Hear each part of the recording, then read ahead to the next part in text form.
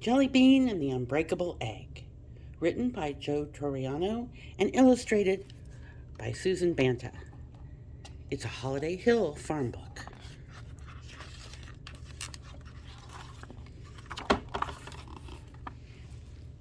It was just before Easter on Holiday Hill Farms when 5 little chicks hatched back in the barn. First came Rose, and then came Violet. Next, Lily came along, and then Daffodil and Tulip, and then something went wrong. One little chick number 6, couldn't get out of her egg.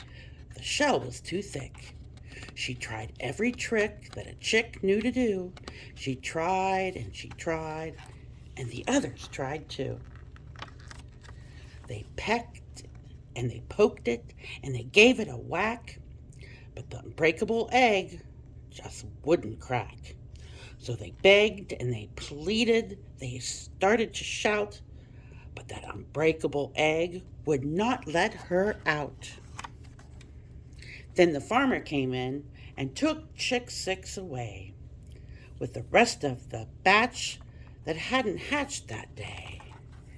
The chicks followed the farmer, past geese, goats, and cows, up the front stairs, and into his house.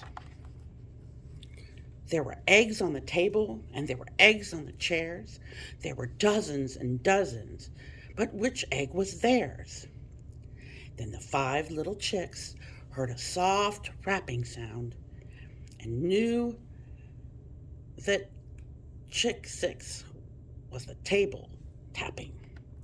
The chicks flapped and they flapped and they threw through the air. They flew to the table, and once they got there, their wings were so tired and their wings were so sore that the 5 little chicks couldn't flap anymore. One by one, the chicks dropped from the sky right into crocks filled the Easter egg tie. Now, Rose was red and Violet was blue, and Lily was orange and Tulip green through and through. And Daffodil was a yellow as a daffodil that grew.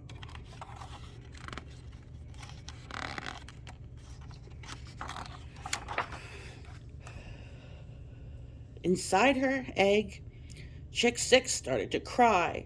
The chicks followed the sound and found her nearby. They attacked from the front and they attacked from the back. And they attacked one by one. They attacked in a pack. But that unbreakable egg still wouldn't crack. So they rolled it off the tabletop and watched it drop. And they were sure it would crack when it smacked on the floor. But it didn't. It just bounced and bounced right out the front door. The sun was setting and the barnyard was calm, and mothers and babies were snuggling all over the farm. The chicks realized, watching that egg roll away, they had been going about this the entirely wrong way. Instead of whacking and smacking and attacking that egg, they should be hugging and holding and hatching that egg. So these birds of a feather they huddled together to keep chick 6 and her egg nice and warm. Then it started to drizzle, and the drops that fell made the dye from their feathers drip onto the shell. And the pattern of 5 different colors created made that unbreakable egg look decorated.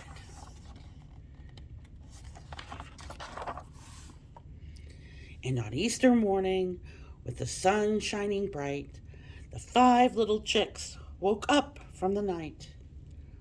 There were colorful pieces of shell on the ground, but where was chick 6? They all looked around. Then out of the shadows stepped chick number 6, and her feathers were a wonderful, colorful mix. They were red and blue, yellow, orange, and green. So the chicks named chick 6 Jelly Bean.